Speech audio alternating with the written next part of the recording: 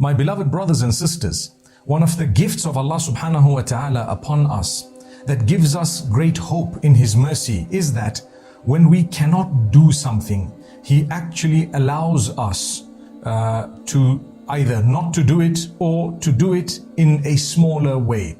For example, if you're on a journey, there is a certain type of prayer that you would fulfill. Rather than the complete number of units, you would cut down the number of units or raka'at for most of the prayers.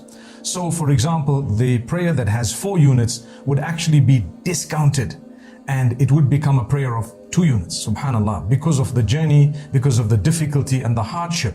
The same applies if a person were sick or ill and they were unable to pray standing, they may do so sitting. And if they cannot do so sitting, they may do so lying down. Imagine if this was not the case and Allah subhanahu wa ta'ala did not allow that.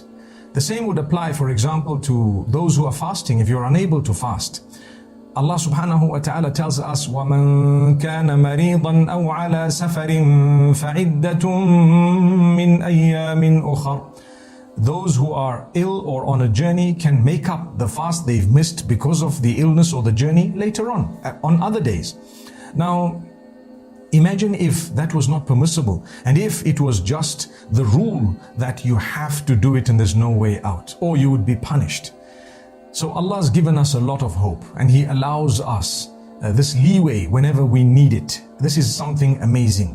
Similarly, when it comes to the battlefield, prayer is something you have to fulfill. So if you cannot do it standing, you do it sitting. If you cannot do it in this way, you can do it the other way. You need to learn about it, but you don't miss your prayer. Sometimes if you're on a conveyance and you happen to be flying, for example, you happen to be on this vehicle, for example, and there is no way that you can actually stop in order to fulfill that prayer, then you may do so on that conveyance.